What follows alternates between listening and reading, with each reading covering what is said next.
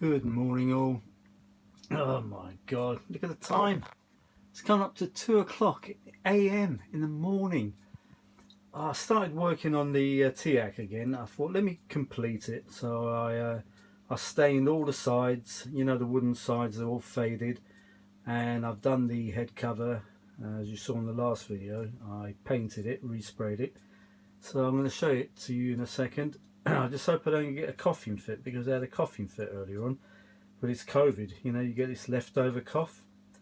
And the doctor said to me, oh, you don't really need antibiotics. Well, you know what? I've got some left and I'm taking it. Not the antibiotics he gave me for the initial COVID. I had some left over from years ago. So I hope it's still alright. But anyway, back to the machine. Here it is. Look at that. Beauty, eh? What a beauty. I've actually got a nice 7-inch silver reel, metal reel somewhere. I think it's hiding at the back of the cupboard somewhere. I'm going to try to move everything tomorrow and find it, because it'll look nice with a nice silver metal reel there on the right hand side. But there we go. Look at that. Look at the head cover. Remember how it was? Have a look in the last video. Or not the last video, the last before, what do you call it? The one before the last, if you see what I mean. So there we go, look. No more white pitting anywhere. It's got that lovely textured paint on it. So I bought the right paint. See the side of it? So it should be. Yeah, if you look in the second to last video, it was all white and pitted and whatever. And look at the sides now. All the wood sides. I took them off. I re-stained them all. Look at that. That's how it should be. A dark oak colour, like that. That's how it should be. That's how it was from new. Well, when it was brand new, that's how it was. Slight little tiny bit of damage there, but you know what? I can always fill it slightly, but yeah, you can get some dark wood filler. Just, you know, smooth it on with a little credit card or something like that. But you know what? It's fine. Fine as it is. Show the other side. It's a bit darker here, but like the lighting, I mean, talking about. But there we go. Look. All been stained. Looks nice, eh? Oh, what a lovely machine. As you can see, I've powered it on. Really, you're going to see it in operation. Now the thing is, I've got to find a nice stereo tape somewhere. I've got some in my storage boxes. You should see how many storage boxes I've got for my reel-to-reel tapes. I've got so many you would not believe. And I'm going to try to find something like the story of pop radio or something like that, where I'm not going to get a copyright, and that's in stereo. But this is only in mono. I'm using one of the old tapes I've used on a Tandberg just to see, and it sounds bloody great. So I've got it set to one channel only. There's only going to be one channel playing, the left channel, not the right one. But here we go. Yeah, these lovely solenoid controls up. Beauty.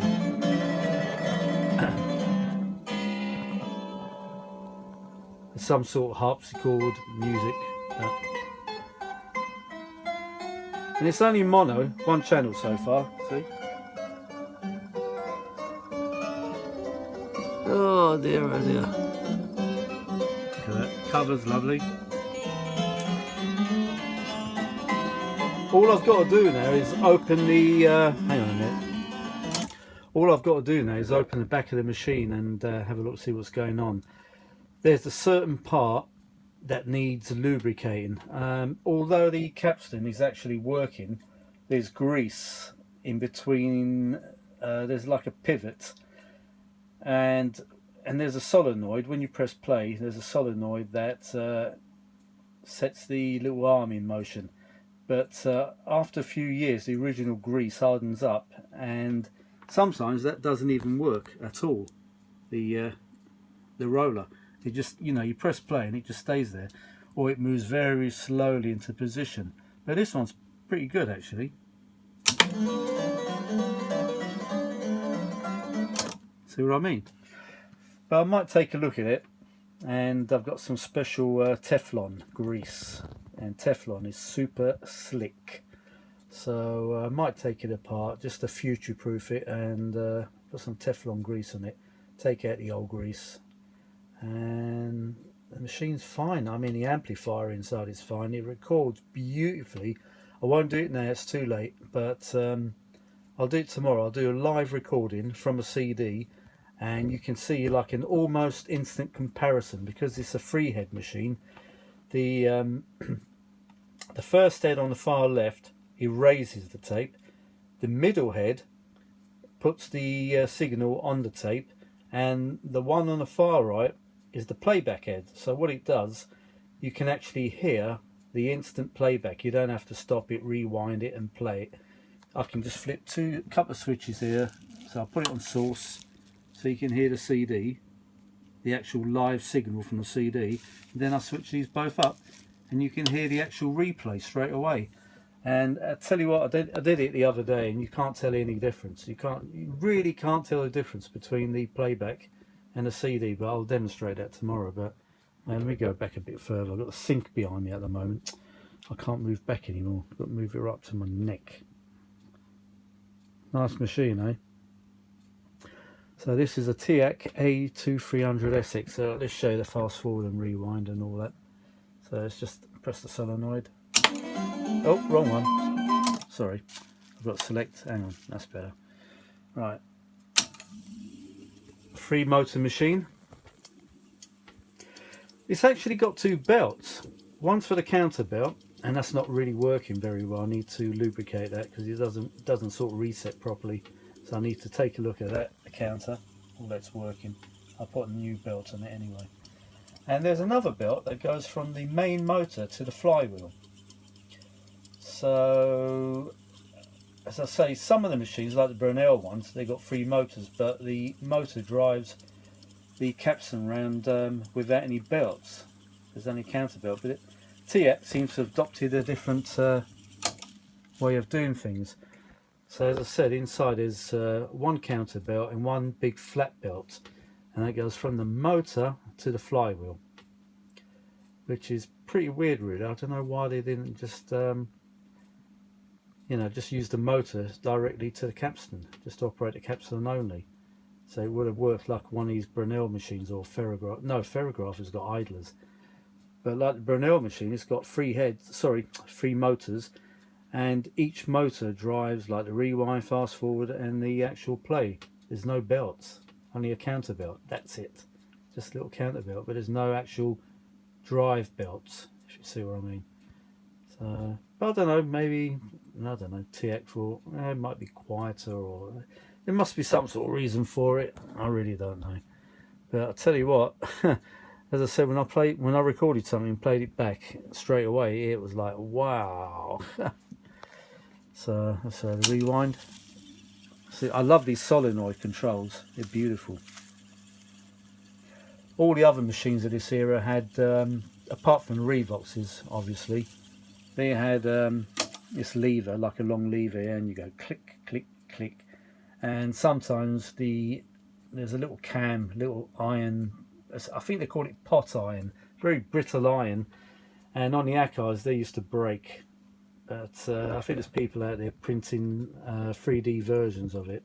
You know, the 3D printing. Because the original ones were very hard to get hold of.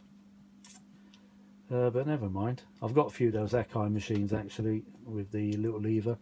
But I prefer the function on the TEAC. I mean, doesn't it look great? I mean, remember this was made in about, let me see, 77 or 1978.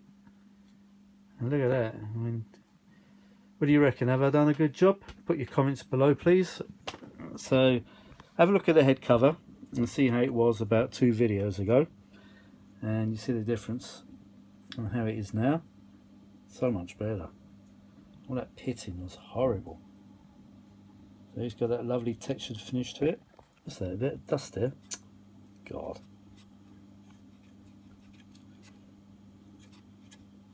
Getting dirty already. Well, it would be, wouldn't it? That's all the bits of tape, you know, the tape dust. Oh well. There we go. So yeah, the sides are really great. I'm really impressed by that job I did. Dark wood, beautiful.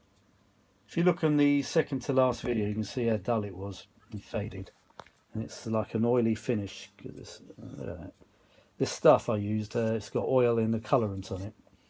But I thought I was going to get it all over my hands. I had gloves ready, and I literally just washed it off. It was nothing there really, you know. It didn't actually go in my hands. I've got the cloth here somewhere I used. Let me see. Oh, look at the junk here. It's in my workshop now. Look at that. That's about all really. It smells lovely. God, that is beautiful. So I'm smelling the cloth at the moment. Beautiful smell. So there we go. That's all the residue from that stuff. Where is it? Where's that stuff gone? Lost it now. Here we are. This is more of a workshop now. It's not a kitchen anymore. It's a workshop. There we go. Very good stuff. So if you've got one of these machines, I would advise you to buy some of this stuff. Pledge expert care, wood repairing oil, revitalizes to look like new. Damn right. Well, that is good advertising, and that is true advertising. No lie there. What's that doing up there? It's my little soldering thing to get all the bits of solder off. Hang on, let's put this where it should be. That should be down there. I had to move it out of the way, all these little bits, because I couldn't get to the screws on the side of the panel here. The screwdriver. Look, I'm using a little Chinese cheap amplifier, but you know what? It's bloody brilliant. And the top's still alright. Remember I said to you I used a bit of WD-40 on the cloth. It's absolutely brilliant. Look at that. Yeah, that was all faded as well. So the machine has got a new lease of life. And I looked inside. When I took the side panels off, you can actually see inside the machine, because there's like an aluminium framework on the sides, a bit like a Revox really. And there's hardly any dust in there. I was surprised. So you know, I'm not even going to touch the boards. There's a bit of dust on it, but I'm leaving it because it's not, how can I say, it's not like a 1/4 inch high or anything. It's just a slight surface layer of dust. Nothing to worry about. But there we go. This machine's marvellous. I love it. Even in mono it sounds brilliant. Can't turn it up too loud because look at the time. Nearly 2:10 AM.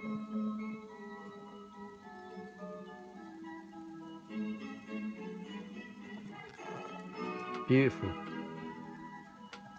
Turn up slightly.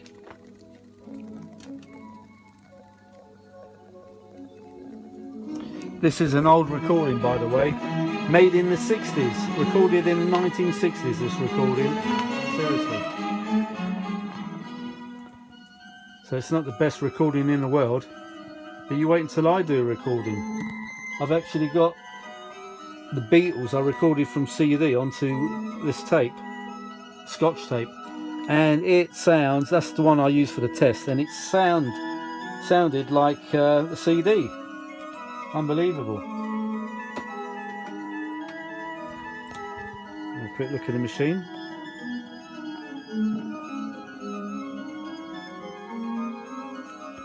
And that is a very old tape as well.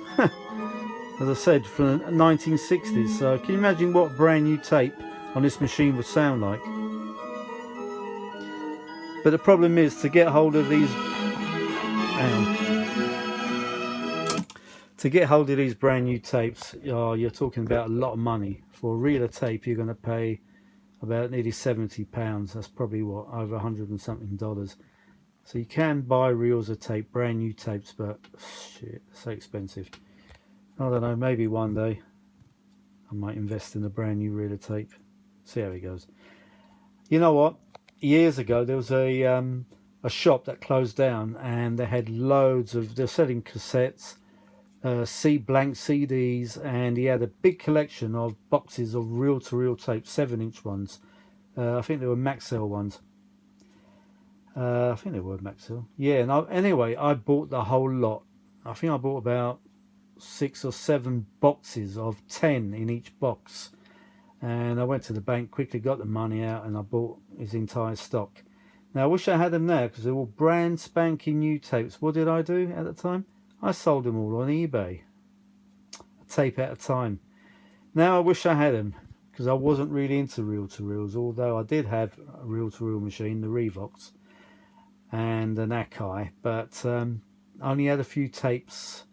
I got from the BBC where I was to work and stuff like that. You know, nothing. I didn't have that many really, but I regret selling those tapes now. All brand spanking new tapes, sealed in. Oh God, sealed in cellophane, brand spanking new.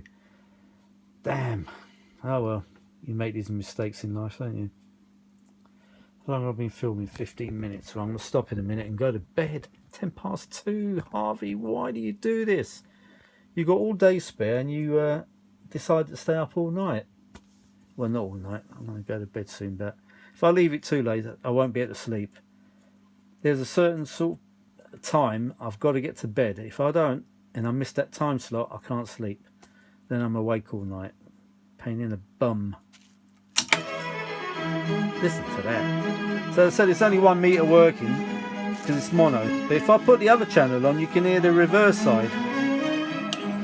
Can you hear that? So that's the reverse side playing on the other speaker.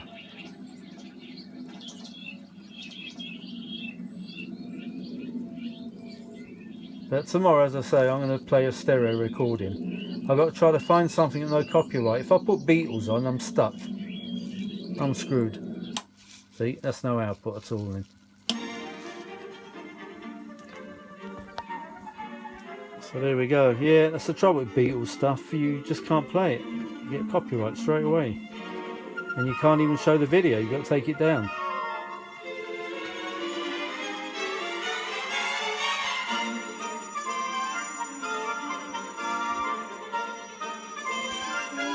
Oh, there.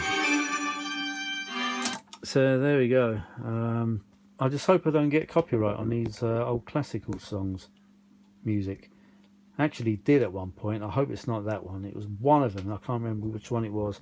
And YouTube said you can you've got to take the video down or you can edit out the music. I thought to myself, well, if I edit out the music, what's the point of putting the video up? Because I wanted to put the video up with the music so you can hear the machine. Duh. So I thought that's a bit counterproductive. So I don't know. I think I just made a new video. I can't remember now what I did. Alright, let's rewind that. Look at that. What a beauty. Say that in Australia, look. What a beauty. What a beauty, mate. Beautiful machine. I've got a TEAC again. As I said, I had one years ago. It was an auto reverse machine, much bigger than this one. It's much higher. And as I said, it wouldn't play. It just stopped working. And I couldn't fix it at the time. And I took it to this guy. 2.5 years. Can you imagine? 2.5 years in a bloody shop. And he couldn't do it. Oh. So as I said, I took it back. I put the panels back on. Because what I did, I stripped it all down, took all the panels off. The back panel as well, to make it lighter to take there to the shop. And he had it there for 2.5 years. As I said, I brought it back and I sold it for 50 quid, £50, which was nothing really. Damn, now I know how to fix these damn things. I think it was only a motor run capacitor or something that failed on that one. And I did ask so many people on the internet, on these forums, you know, no one mentioned the motor start capacitor. Started talking about, oh, check the transformer, check the voltages from this and this and that. Gave me all the wrong info. Yeah, well, you live and learn, don't you? Anyway, Harvey, stop talking now. Go to bed. Right, okay. Right, I'm going to go now. So, hope you enjoyed this little quick play of it and wait for tomorrow. And she'll do a live recording on it. Alright then, I better get to bed. Getting tired now. Alright then, folks, I'll talk to you all later. Okay, another quick look at the machine. Nice, eh? Look at the sides again. I just can't believe how good that stuff is.